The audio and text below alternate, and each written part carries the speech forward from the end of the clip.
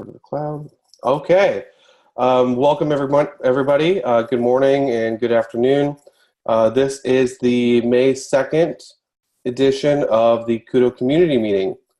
I'm Gerred. I'm your host today. I'm the product owner for KUDO at Mesosphere and an engineer working on the project. So let me share my screen and we will walk through the agenda and kick off and talk about some of our open KEPs and discussion of any new KEPs.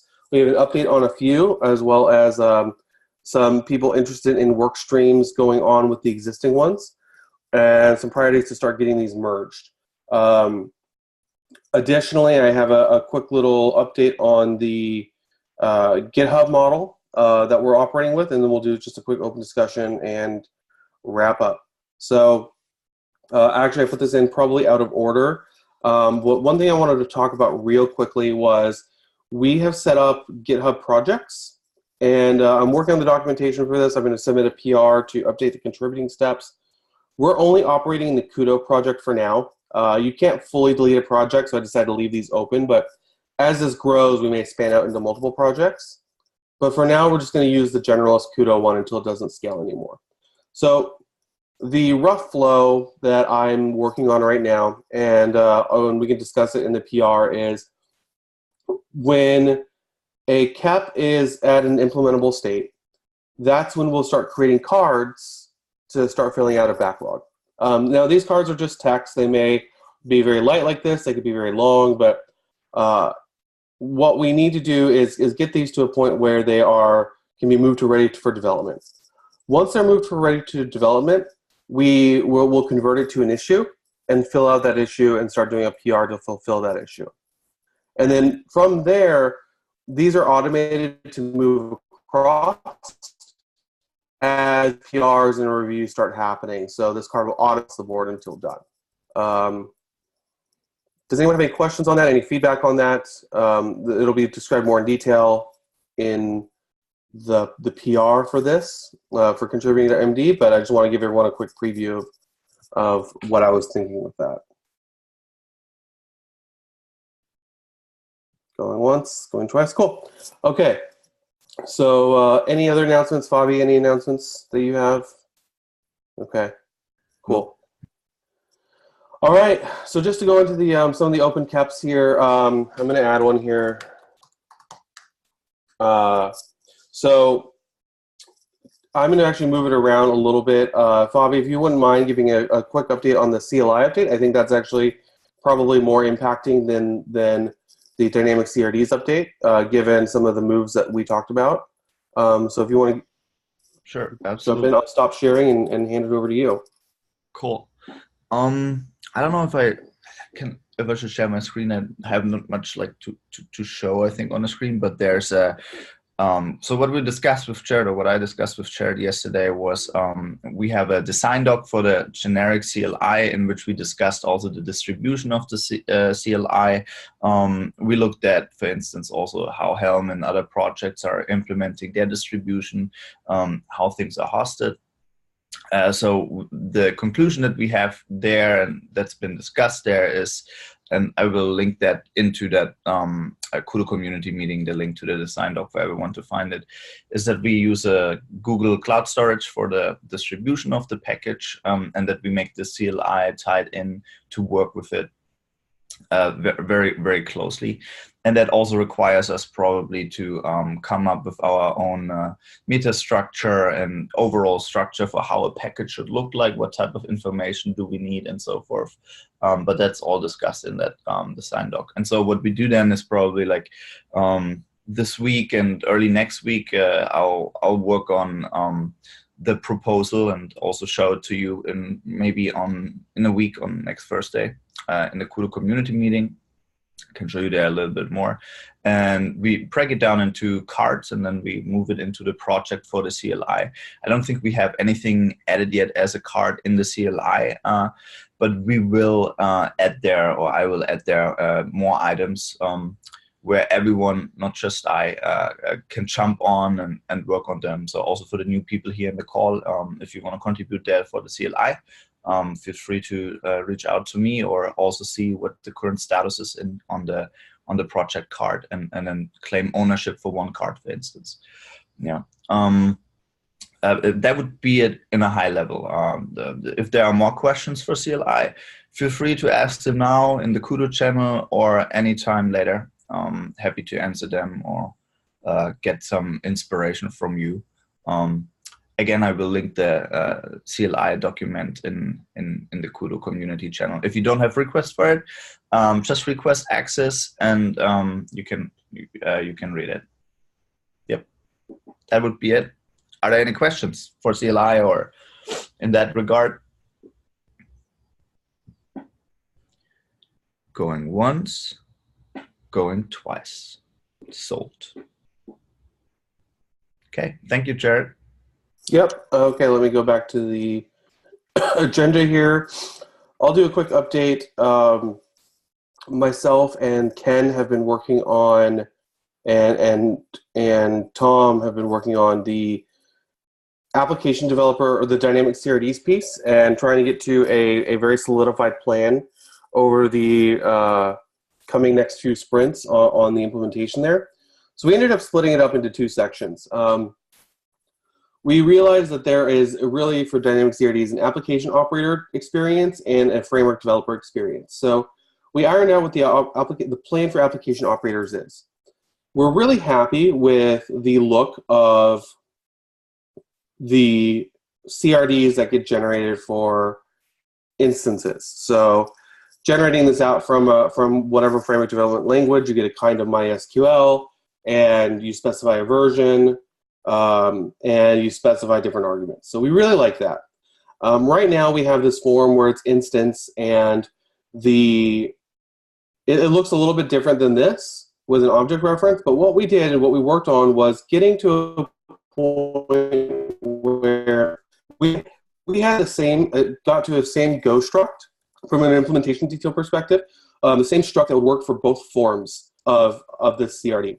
And what that enabled us to do was raise the application or stabilize the application operator experience without having to work around the current upstream CRD storage changes that are happening for Kubernetes 1.16 that will hopefully fix the watch bug that we uncovered. So we came up with this plan. So what we're thinking is we're going to keep instance for now and adjust the spec of instance and freeze the instance.spec for all of V1 to that form of struct.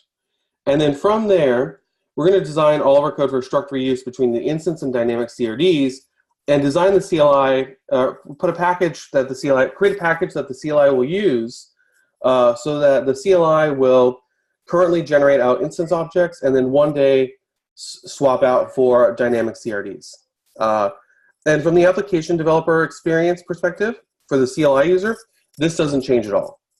But for say, the GitOps user or someone working with CRDs directly, the experience does change a little bit. So once the changes land in upstream Kubernetes and controller runtime is fixed, we're going to write an instance dynamic CRD migrator.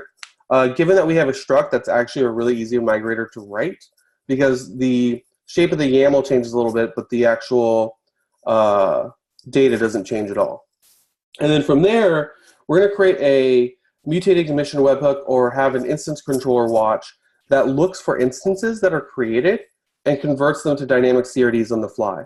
So that as a user, if I have a kind instance in my inside my Helm chart or my GitOps pipeline right now, I can still create instances as normal, and then on the fly they get changed to MySQL instances. And then that instance object will likely get an event so that an operator can figure out what happened when they they update their instance and nothing happens. So the only restriction we have is the framework name being used has to remain the same between the two. We aren't going to try to figure out how to change this framework string into kind MySQL foo, right? It has to be a match. And what it really needs to be is this has to match. So this will need to be metadata kind MySQL as the migration restriction. I anticipate we won't have enough users to make at that point where this will be a huge deal, because Kubernetes 1.15 will land prior to any major launches we have. So this should be a relatively painless process. And once this code exists, it'll be isolated. We don't really have to get rid of it. Now, we're still working out the framework developer plan. It still looks very similar to what Tom and I worked on a little bit ago. But Ken and I and Kai and a few others have started to work on a few of the requirements, looking at other DCOS frameworks to figure out some things that we might be missing. So we're in a period of iteration with this. By Monday, Tuesday next week, I think we hope to have at least an MVP form of this, a mini version of the spec solidified, so that we can start moving forward with implementation. And we'll keep you updated on what the final CRDs end up looking like for those, because that's going to be a lot harder to migrate than the application operator experience, which only has one CRD or one set of CRDs. Does anyone have any questions on that or any comments on that plan? This will move into the CAP here. And then what we'll do, so this is going to move into the CAP probably today, and then we'll move the framework developer plan into the CAP over the next few days as that solidifies.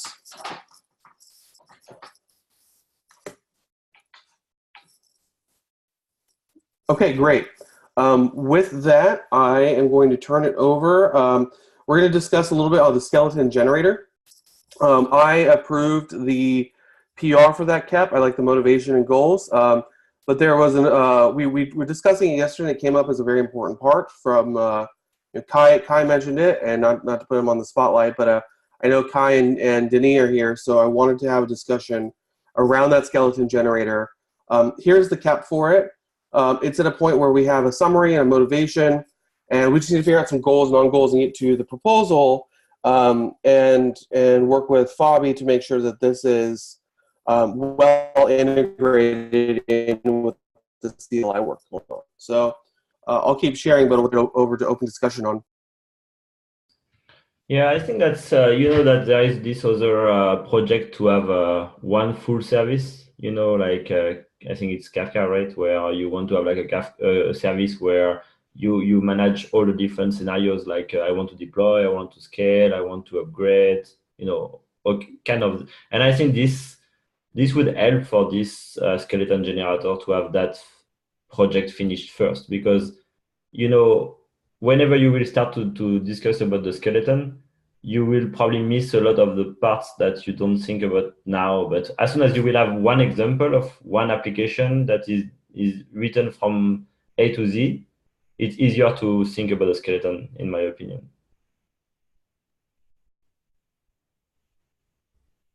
And I don't know if someone has an update, by the way. I don't want to change the subject, but on this first application, is it like something that is paused for the moment, or is it something that has been started? Or are you talking about the Kafka? Yeah. Yeah, we're scoping it out right now, and I think the final implementation depends on the framework developer side of that CRD, like us getting at least to a design.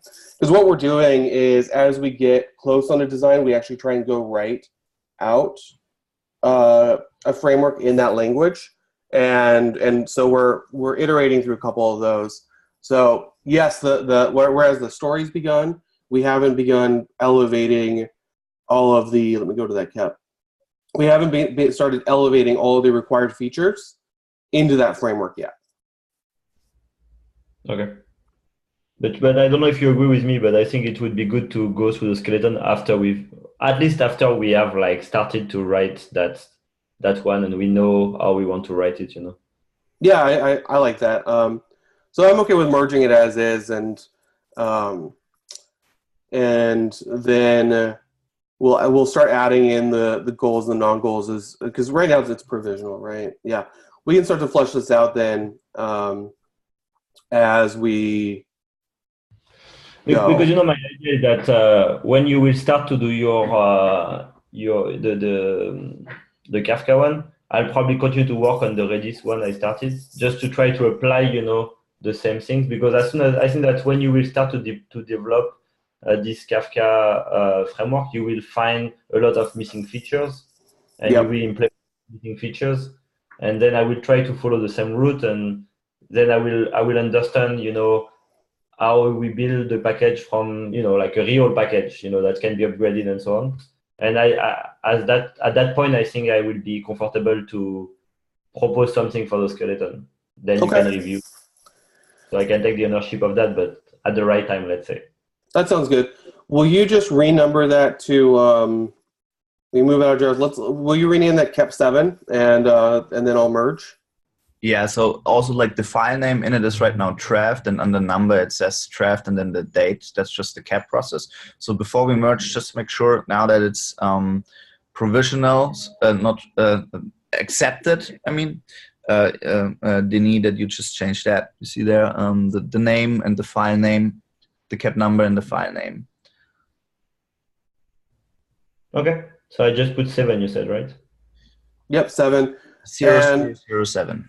And let's set the owners of that to Denis and Fabi, since it affects the CLI. Sounds good. Yeah. Yeah.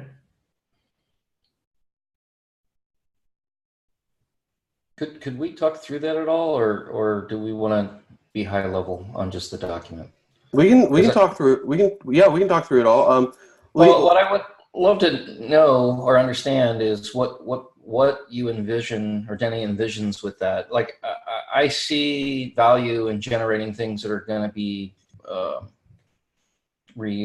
common, I guess, and expected. What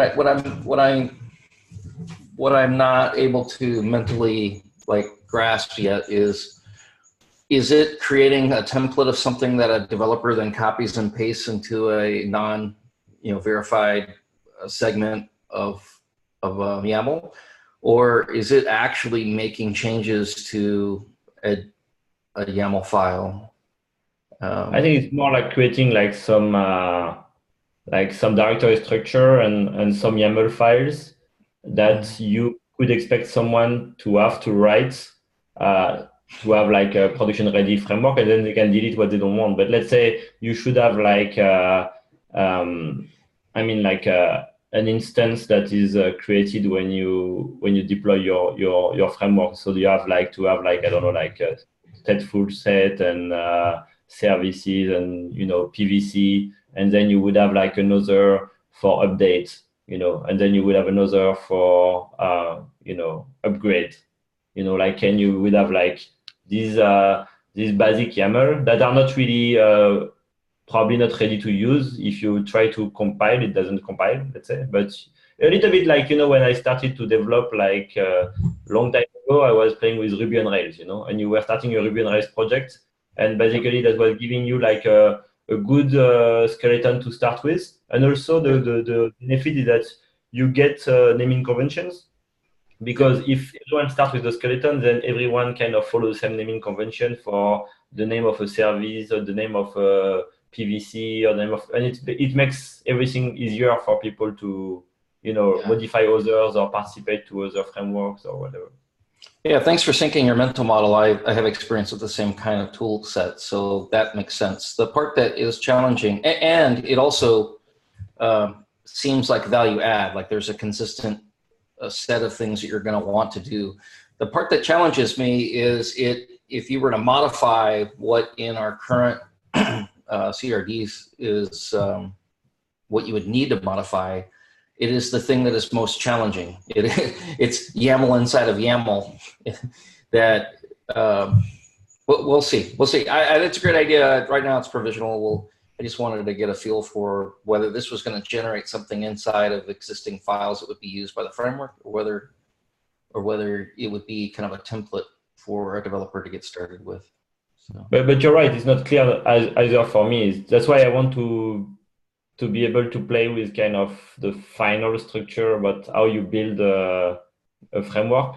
From there, I think we can see, how realistically we can do a skeleton and what needs to be the skeleton, I think.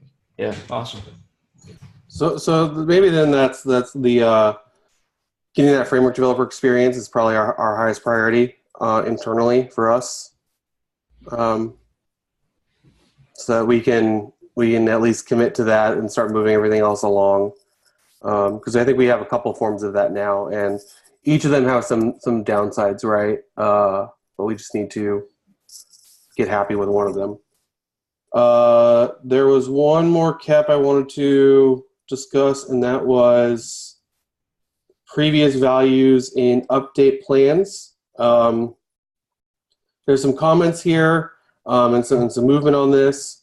I would just ask that we get a couple more reviews on this one to decide where we want to go with it, and get this in and merge and decide what we want to do with it. This may be something also that ends up getting wrapped up in however we develop the framework developer language, right? But just to go over the quick motivation of this one, or Denis, actually, you can give the motivation. Why am I struggling getting this file? But the gist of it is getting the previous values so that you can make decisions for the next run of that plan. So you remember I started to just create like a small Redis framework, which was just deploying Redis. And then I started to say, okay, what happens if I want to modify something? And then I realized that, okay, whatever the new value, whatever you modify, you don't know what has been modified, basically. You just say like, okay, you modified the node count, and node count was 3, and I know it's 4. You just get that the new node count is 4. You don't even know what was the previous one. So you don't know if you need to do something, because it could be the same. You don't know if you need to increase, decrease. So that's one challenge. But the other challenge is also about if you modified several values together, perhaps you have to do different actions. You know, I mean, it's probably not a right example, because I don't know if we want to allow people to Kerberize Kafka after it is being deployed. But let's say if you want to allow people to do that, then you don't want to update to apply like the Kafka configuration, the Kerberos configuration only with one field. You need like the KDC value, the realm. You need like multiple things. So being able to see what are the previous values and what are the new values allows you to decide, you know, what has been changed, and then to take different actions. But I think it's a broader discussion like we had before, is that we want to be able to just declare, you know, what we want as a target, while in many cases in these frameworks, it's more like a phase approach where, okay, you want to go from, it's not only you want to go to this target, it's we want to go from there to that target. I don't know if I'm clear, but I think, again, when you'll see a lot of these things will be probably more clear when we will really have a Kafka framework, because we will see all these challenges and we will have to find solution anyway. So the only prior I can think for this in Kubernetes is when you run kubectl apply, it stores the last version as an annotation, right? So we need some mechanism like that, I think, in order to be able to figure that out. So, for instance, when you have Kafka installed and you want to scale Kafka, you submit the new CRD, then Kubernetes knows what the old Kafka looks like. So that's the previous value, if you will. And the new value is the one that you're just about to submit. And when you're just about to submit it, I think it lists right now in the plan controller, in the plan execution controller, where we then capture, okay, the replica set. And we do that very individual right now, where we capture, oh, the replica set has changed for a deployment, and there were multiple deployments. So we added a bunch of like cases to honor there. And then just update the actual like object in Kubernetes with that reflects the new scaled replicas. So what I can think of maybe as a brainstorm idea would be to make it pluggable and also customizable. Maybe also thinking about this high-level, low-level API there, that we have kind of like a rules engine, or I don't know, something in that dimension that has then the opportunity for us, where we define, okay, if updates happen, this is what we want to do. So people can, actually what I want to say is, like, I want to just caution that also like developers have the opportunity to define their own kind of like customized modifications based on those actions. If we decide now, okay, we do something with the previous value, keep it also open that people can maybe even override what should be done with that value, not just what we tell them to do with that value, I think is a good way. So I think that's and does that make sense? Is that something we want to motivate with, or was Yeah, I think so. Okay? We should get that in. Something along those lines. How? I don't know exactly, but just want to think about it. And last time we discussed also about the fact that, you know, in the DCOS SDK, you have this idea of having like a framework container. And with KUDO, the idea currently is to have like one controller for all the frameworks. And we said that perhaps that would be a good idea to have like one controller per instance or something like that. I don't know if we continue the discussion on that, or if someone like decided something, or. I think there's plenty of opinions on that, and some good expertise actually here about that. So let's move that into open discussion, and maybe we talk about that. And I think we should also rename it the cap number from tref to and so forth. I don't know if the file name is right now tref. Yep. So just process. So don't forget that. Yep. I make that, what, 8 now? Yep, 8 is good. And that's also, by the way, a good thing that we decide here together in a community meeting what number it should get. So yeah, if it has no number yet. So cool. I just wanted to add a few thoughts go ahead. about 2 discussion points so far. Can you guys hear me? Yeah. Sorry, I'm on VPN right now, so you might hear me break up. So regarding the skeleton, so I'm a huge backer of this simply because with respect to kind of onboarding frameworks, it'll make our lives a lot easier. So I think Dennis mentioned that before. The other major benefit that we get out of this is over time, KUDO will kind of evolve and will add more features to its to the specification. And having a skeleton like that allows us to kind of evolve the specification over time. So for example, if you've added new fields, we can kind of use the skeleton tool to say, you've already got a framework today, it has a certain specification. Can we use that same skeleton tool to upgrade it to the next version? So the idea of, you know, discovering values that a particular version of KUDO has is very useful. And this has come up in the past where I think a couple of framework developers didn't know how to expose certain things. So an easy example for DCOS comments would be, you know, how do I get a framework service to latch onto the UI? Turns out you need to kind of expose a bunch of environment variables and whatnot. And this may not always be easy available externally. So if you've got a tool that automatically does this upgrade and kind of does this broadcast of values, it's super helpful for you know, new developers to come on board and also to do the upgrade tasks so that you can kind of get all the new features out of the box. With this tool again, this also brings an emphasis as to, you know, how you have a specification and how you kind of evolve a specification. So I think that's extremely valuable. And I think that goes into the next point that we discussed about what should and what should not be stored into your persistent storage. So I think Dennis mentioned, you know, you need to know what your previous values are. I think in addition to that, we should also decide what should be immutable and what should not be immutable.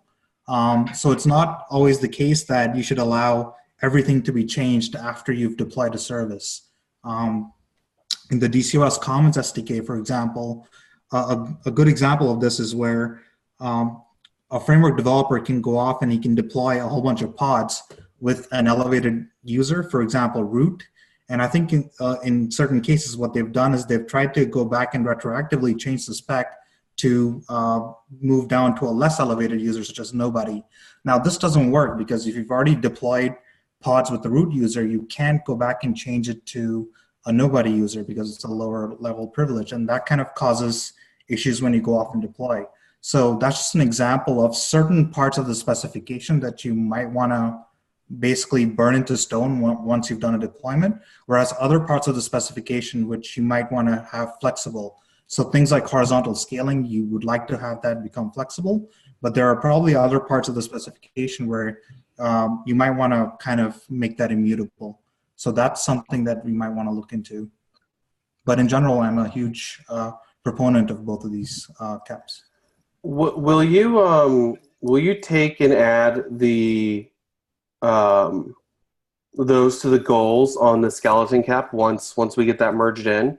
Just do a PR adding goals for the ability to migrate existing specs, just so we make sure we capture that here and put into law.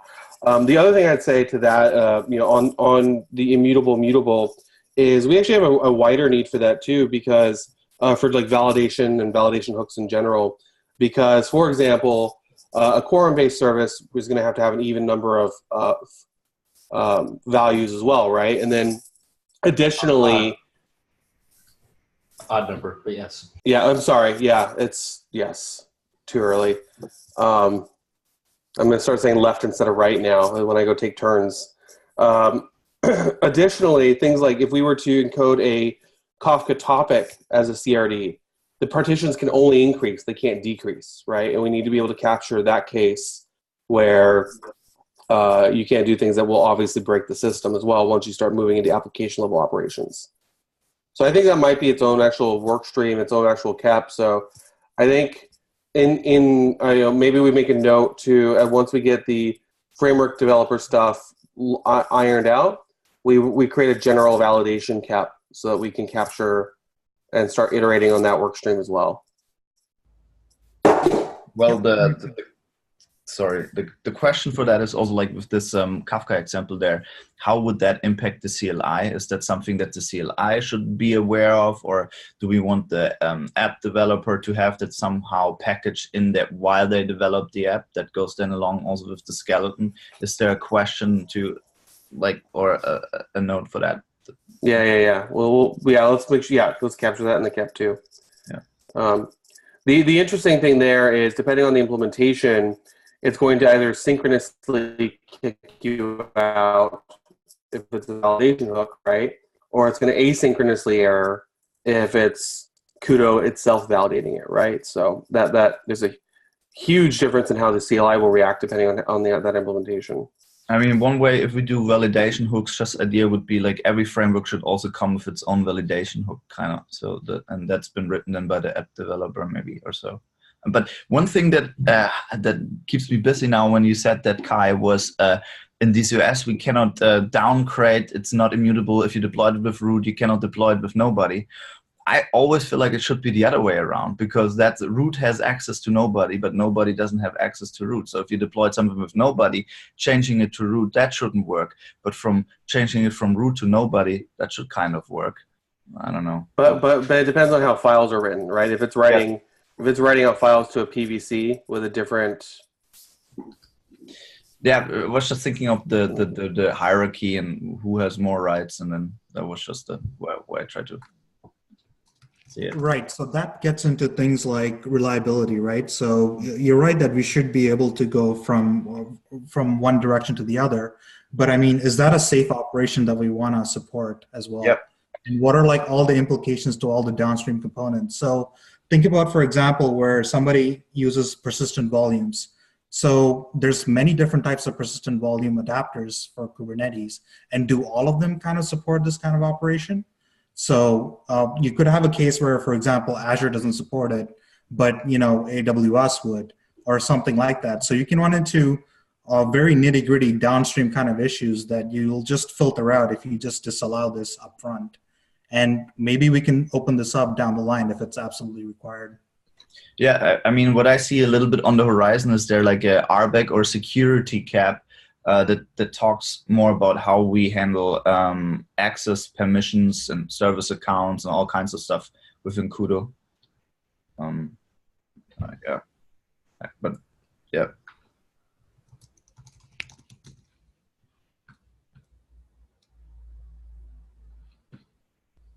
Okay, we have about 5 minutes left. Does anyone have any other things that they want to discuss about anything within reason?